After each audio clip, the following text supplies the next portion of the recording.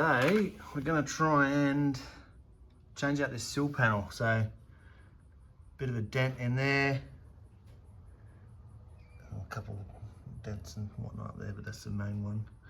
Bit hard to pull that one out, I'd suggest, or fill. So we ordered a new sill panel. Just got to try and change it out. Never done this before, but sorry about the cars going past there. But I got this spot weld remover. It's just a little drill there. It's like a little, what do you say, like a little hole saw. And that marked all the spots where it's spot welded. And that should drill them out and then try and lever the old sill panel out. And then I can just use the MIG welder to weld in the new panel. Just get it all lined up and weld it in. So we'll see how we go with that. I'll start drilling some of these out and we'll be back to see if it works.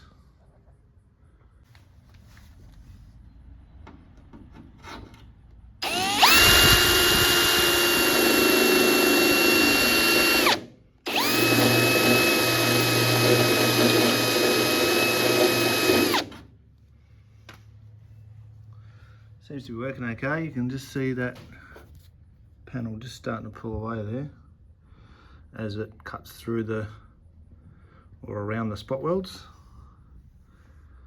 So I've gone along and marked as many as I can identify with the black pen, and then just put a little punch mark to get this little pilot started. And then, yeah, so we'll just keep going along and unstitch it. So far, so good. Got her all drilled out there. Pretty sure I've got every spot weld, quite a few. And now we'll just try and, some of it's already started to come away there. And then underneath here as well, some spots which has already opened up. But yeah, I guess we'll just try and pry it away, work our way around the panel and pry it away and see if we can get it out. We wrangled out the old sill panel. Had to use the grinder, chop some sections out. And then these two bits were the front bit there, which goes in like, where does it go in? That was all stuck up in there. There's a few tack welds on the inside which were a pain because you can't drill them out with the little spot weld drill. You just can't get to them. It's actually inside this pillar. Yeah, so that's alright. We have to tidy up these so they're nice and flat. Maybe drill this one out a bit more so the other one can slip in behind that. I just have to check that one. But yeah, anyway. It's the first time I've done this, so I think I've done it right, but anyway, we should, it's pretty well templated here, so it sort of, you can't really get it welded back into the wrong spot. It's got these little grooves there where it slots in, so we'll tidy it all up and get it prepped and tack the new one in. There's a lot of bloody dirt in there too, actually. It's interesting. They don't seal them up too well. They put the bungs in there, I suppose, to stop a bit of the shit from getting in there, but just did a bit of a tire mark there on where the dirt was. It's not too bad, not too heavily corroded. We'll clean all that up. Yeah. So anyway, we'll keep trucking along with this and see if we can get this one welded back in. Get the new one in. Be looking nice. Alright, played around with it a bit more, measured these holes in relation to these on the other side. I think they give you a little bit of wriggle room, but they line up pretty good. Match the distances there. Just gotta mould these bits that I pulled out to slip the old one out. Mould them back in before tack welding it. Marked all the tack welds. We're going to clean the, well, those ones probably just got to drill a little hole and tack it to the other side. And then these ones that I've marked through there, I just got to take a bit of steel off so I can tack it through. Take a bit of paint off, sorry. Tack it through. Oh, probably going a bit sideways there, sorry about that. Yeah, so we'll tidy it up and we'll put a bit of primer on the other side and then on the bare metal, and then we'll tack it in. Got that sill panel welded in, or rocker panel, depending on which part of the world you come from. Just spot welded it in. The wire gauge I had was a little bit big, but got it all done in the end, and we can, these spots need a bit of filling and sanding. Grind the tops off those little ones as well. Yeah. All bolted in alright. Sorry, welded in okay, but yeah, pretty happy with that. Like I say, we'll just use a bit of filling and sanding. This needs a bit of caulking around here anyway, so we'll tidy those edges up. And then that's it. The rocker panel in. Don't have to be recruiting me to do any panel beating for anyone else anytime soon, but learn something new.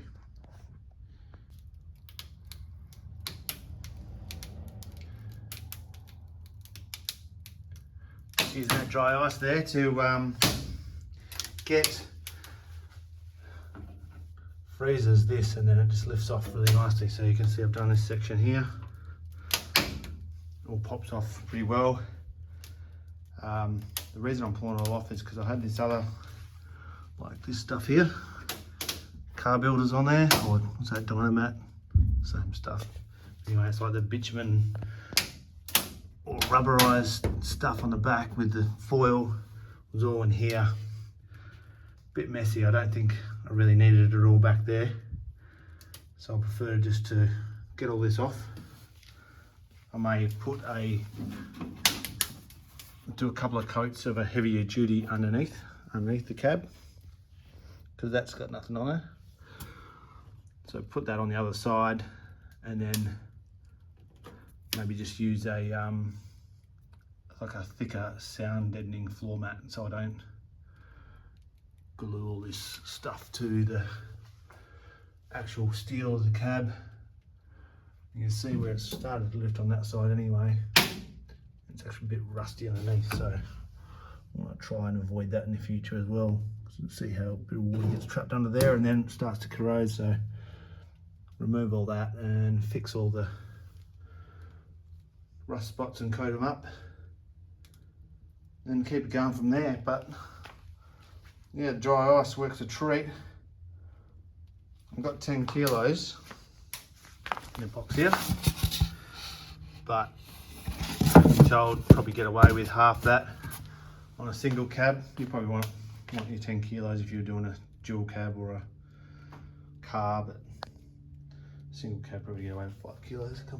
Comes off pretty easily, and then once you use that little lot there, I can just push it down to here, scrape all that off, so you can get quite far with reusing it too. It takes a fair while to sort of vaporize or melt.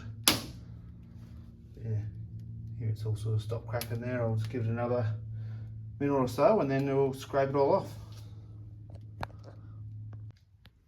Alright, pushed all that stuff down there. Went to scrape this piece off. Look how cool this is. It all just comes off in one bit. It's all just frozen. Smashed it up. great time saver. You hear that lot cracking there now. I left it on there for a couple of minutes, then move it to the next patch and away you go. Sweet as. Got all the cab cleaned up, all that stuff off from the all the residue from like the, what's it called? This shit, dynamite, whatever it is. That's a different brand one up there, but yeah, I had that all through here, through the floors as you were seeing before. So we used the dry ice, that cracked a lot of it off and helped. And then we used that shellite to get the rest of the residue off. Come up pretty sweet. We'll see it once we lay down the new flooring, but some of these spots are a little bit rusty, so we just chuck some primer on that. Yeah, we've got to paint that up. What else do I have to do? Take these off. This is where you put the jack, you store the jack and the tools to remove your wheels. I'll keep a toolbox in the back, so we're gonna use a little spot weld removal tool, drill them off, clean them up, get rid of that. That sort of cleans up that area behind the passenger seat for a bit of storage. We've got to drill some of these grommets in. Got some of these grommets for the, we'll drill them into here for power windows and central locking. What else do we have to do? I've been slowly filling sand in some of these dents we're done. It's actually come up pretty good. Got little dents there. That's that new sill. So what we're going to do is paint this firewall on the engine side. We're just going to get the 2-pack in the can, in the spray pack kind of deal, just to get that painted so I can get the cab back on. Then we can start reassembling it all. If I fluff around too long and get it to a paint shop to paint that section, it'll just drag on too long. So I've just got to get it painted and just get on with it essentially.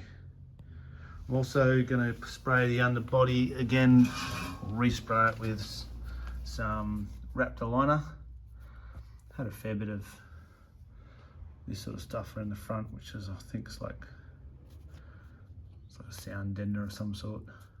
They sprayed on at the factory, but that was all over the front here. Just back to here, you can see where it finished there, where that grey ends.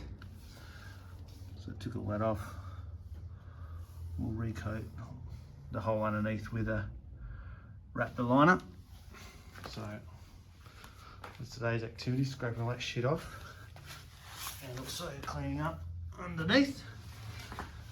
So to use some wax and grease remover and give it a bit of a sand so it sticks. Raptor line that, and then I'm going to try and put it a bit thicker in these areas. Get rid of some of that drumming. So that should be done next day or so. And we can chuck the cab back on. Oh, we've got another grommet we're going to put in here, just next to one of the engine ones. So that will just be for auxiliaries, spotlight wiring harness or whatever. And then we have one more to put in the back here somewhere. So the transmission control and a fuse box, a few other bits and pieces go behind the driver's seat. So we need a grommet drilled in somewhere there, maybe, or maybe up there. See how I go. Be nice just to get in there actually a bit closer to the back wall. And then that will be for all the wiring to go from the transmission controller outside the cab. There's a gearbox plug that'll go to, and then there's also wiring for the diff locks that'll go out there. What else? I think that's probably it. That's all I need to go outside for the moment from the inside of the cab.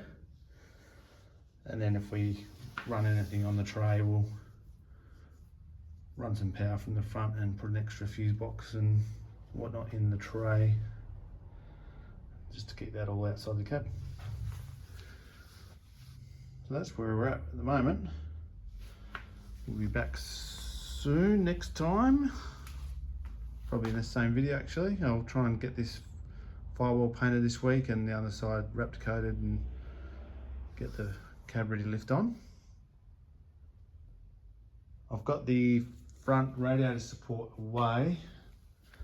We'll get some film of that when that comes back. Front radiator support and the two inner guards, they were quite, the inner guards were pretty badly corroded, particularly on the side with the battery. So the battery had leaked at some point and all the paint had come off and it was all rusted and corroded there. So I sent that to a blaster and painter, so he blasted it and then he's going to paint it with a 2-pack epoxy primer. So we can then fit them as well. Once we get those fitted up, paint them in the engine bay. So then the engine bay essentially will be painted then. And then we can work on getting it moving. Get it started, get it moving, get all the wiring done for the transmission. And then once we get it moving, then we can take it to a paint shop and get the rest of it done properly. All the bits that everyone can see. Cab, doors. It's been working on these doors. I don't know if they're really worth it. You can get some, see them on Gumtree for bloody 500 bucks, 550 bucks for a aftermarket door, but these are pretty dented. They're taking a little bit of effort to get straight, but I'll persist with it while I've got a bit of time and then see what the paint shop says. They may just say, you've wasted your time and tell me to buy some doors. We'll see what they say.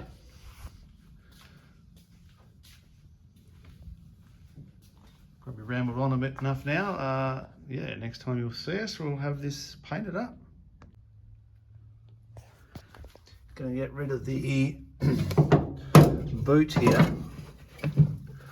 This is the manual shifter boot, so we need to get rid of that. So I've chopped this out. This is it's like a double boot. This is the external boot, and obviously got the inside one. So I've cut that section out there. We'll cut a piece of plate here to suit that. Then that will just sit over this hole here. And then we will have another piece, probably another piece of rubber just over the top of that, over the top of this as an insulator to fill that hole in. And that should, we'll get rid of that boot, and then for the auto shifter, DCT, I don't really want to build a console. I'm just going to have probably something come out from here to mount it up. That way I can just adjust where I want to put the shifter in relation to where I sit. We'll work that bit out later though. For now, we'll just cover up this hole, essentially. Got that little plate cut out now. That just stretches over there and fits okay. So now we'll bolt that on there. That covers that up. Still retains the hole there. If anyone wanted to at some point switch it back to a manual, I suppose you could. Yeah, just really try not to cut stuff out of the body if I can. So that'll work, and we'll make a piece that goes over the top there, so you won't see that ugly bit. It'll just go through there, and like I say, mount the shifter on there somewhere.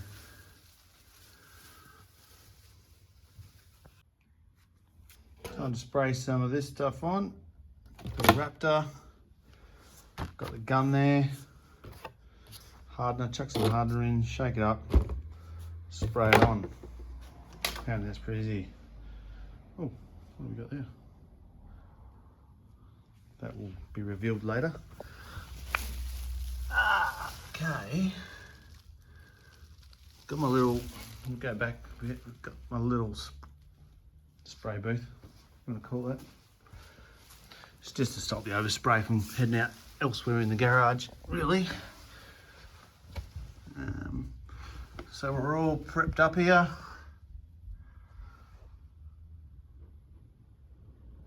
Sanded, spot primed any spots that had bare metal, and ready to spray some of this stuff on.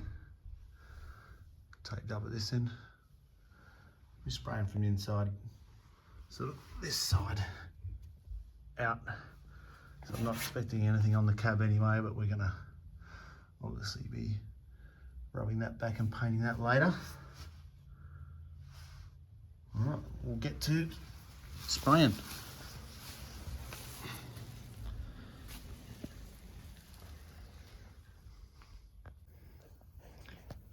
Been through and just masked up the front. This is where we're going to go underneath with the Raptor liner up to here. Just started scuffing that up with some 180. So we'll scuff it all up. So the Raptor liner has a profile to stick to. And we spray it on, and you'll see that under here it's a bit shinier. So we've got to scuff it up, give it a profile to stick to. I noticed the stuff that this was all covered in the factory liner. They just spray it straight on the gloss. Seemed to stick fine, but we'll give it a hole underneath, a bit of a profile. Still in pretty good nick, really. I mean, all that. The only bits that are, we had some broken bolts in here that we had to heat up and get out, and this was a little bit rusty, but we'll clean all that up, chuck some primer up before we Raptor coat all that. Plan is to go a little bit thicker on these spots. Do a couple coats on there and see if it makes a bit of difference as far as the drumming goes. So we'll try that out. Yeah, for now I've got to get on with scuffing it up, which is a bit tedious, but do it once, do it properly. Do it properly, do it once. Yeah, something like that. Anyway, we'll get on with it, and we'll be back soon when we're ready to apply some of this Raptor. Okay, that's the first coat applied. Not too bad. Apparently it's not super thinned out, it's pretty heavy duty underneath the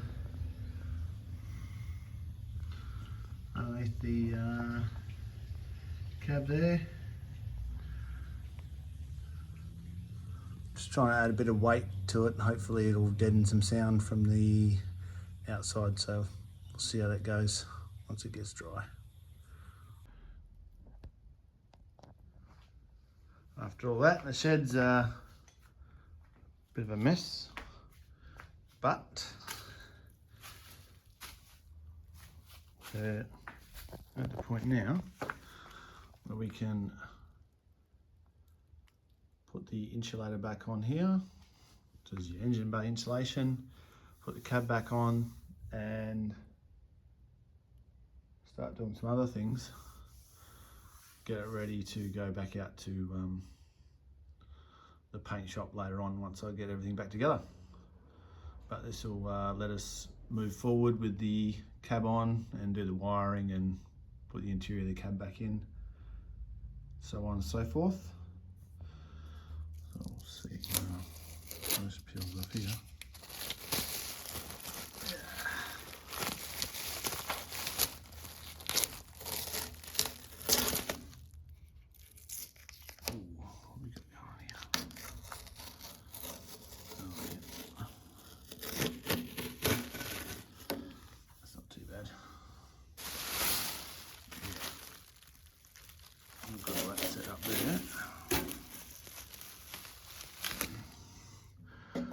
Got a bit of an overlap on our Raptor here, and the inner guards come in down this way, bolt to these two holes here,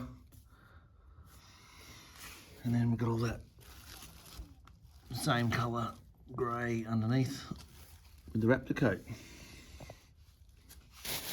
Also, just on these sections in here, that's before it's got the clear coat on. Probably end up with an insulator on there, but they do have like a tub that bolts in here, and we'll see how we go. But that's some of the stuff that you can see once all the interior's back in as far as paint goes. So I thought I'd colour match that to what the outside's going to be. Might get some more spray packs and just do the whole floor so it's all consistent through the whole car. But sort of see the colour there pretty good. It's called Toyota Bronze Oxide. You'll see that on some of the newer Hiluxes in Australia, and what else? Tacomas in the US. Yeah, I thought it was a pretty nice colour. These are just LEDs in the shed here, so they don't really show it the best, but you can sort of see it there. It's pretty bronze in the sun, and then in some lights it actually looks a little bit of green in there as well, sort of dark green, but should look pretty good when the whole car's built and painted up that colour. Actually looks pretty nice even just in the matte colour. But there we go.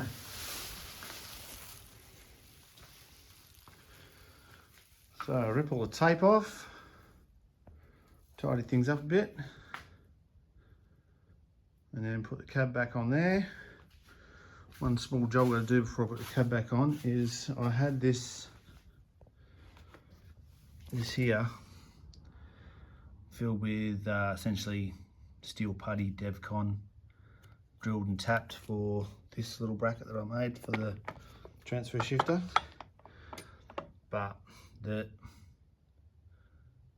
steel putty is not great for holding too much load when it's tapped with the bolt, so I've tapped this M18 thread into the aluminium, Loctite that in, then we'll chop that off there, and then we'll tap a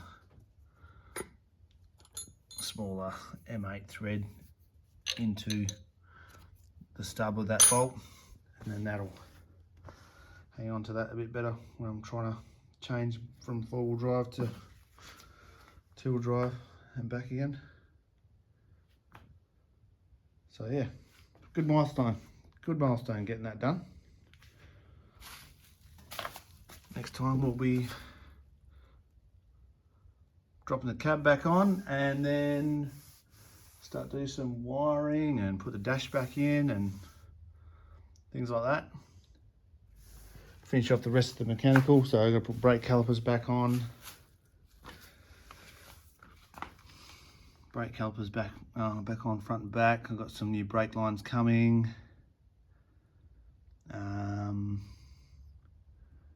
We could probably get the drive shafts measured and made. Rear one shortened, front one lengthened. And I've got the inner guards and the front radiator support out getting blasted and painted at the moment. They were in pretty poor condition, so I've got them blasted and undercoated, and then I can paint them myself the same as I've done with the firewall here. Basically get all that stuff assembled before I take it to the paint shop for the rest of the bodywork.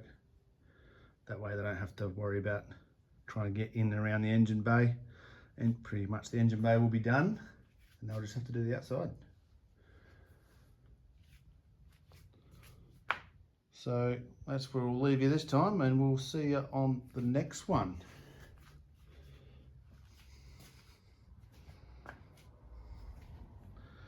Bronze oxide, gotta love it.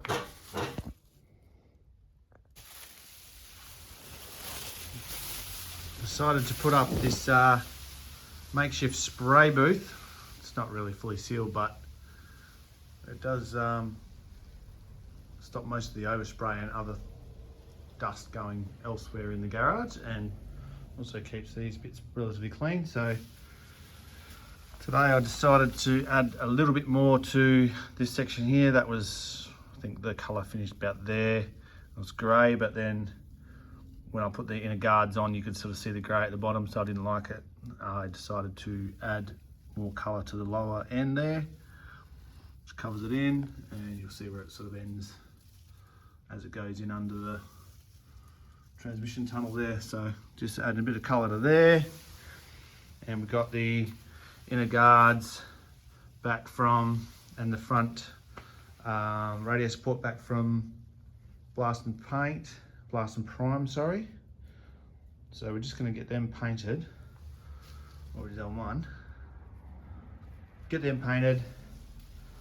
That way we can put the inner guards and front radiator mount on, mount the cab, and start putting everything back into it, and leave the rest of the bodywork for a professional. But that's yeah, this has actually come up pretty good, but I mean, you wouldn't want it on the outside of the car, but it's certainly good enough for an engine bay. And then we'll get the pros to do the outside, but that just gets us a bit further along the road as far as the whole project goes. That way, otherwise I'll be trying to take the cab somewhere, get it painted, get it back on, then take everything else back around to get painted and then put it on afterwards. So sort of just streamlines it a bit and takes a little bit of work out of the hands of the panel beater, which should save some money as well. So I've just got some extra spray cans too. I'm just gonna, most will be covered up. I'm gonna paint the rest of the inside as well, just with this matte colour. Well, it's not matte, it's just standard paint without the clear on it. So I'll just do the rest of the floor as well. Yeah, that's where we're at. Get a first coat on this one here. That's the first coat on that one. All right, so we're ready to go back on with the cab, hopefully for the last time. Just a few final checks to make sure we've got everything we need in place before we put it on. We've got our sound insulator here. This is the old one. It's a little bit loose, but once we get all the clamps back up, that'll hold it in place. We've got new grommets here for the aircon pipes, one for the heater hose. This one here is for the other heater pipe and the aircon drain. We couldn't get them, but they are in good condition. They're still nice and soft and not cracked, so they'll be okay to reuse. 4 new clips holding on the insulator pad. And then we have the other holes here. Oh, we added a new grommet here actually for extra wiring. That's for spotlights, and a few sensor wires for the TCU. So sensor wires from the engine to talk to that TCU, the transmission control unit, which will be in the cab. And then these ones are the factory ones anyway. So we've got clutch master cylinder, which we'll probably have to come up with a blank for that because we don't need a clutch anymore. Now we're automatic. And brake booster. That's all we have. So I'll show you putting the cab on for the last time. Style. Style is the answer to everything. A fresh way to approach a dull or dangerous thing. To do a dangerous thing with style is what I call art.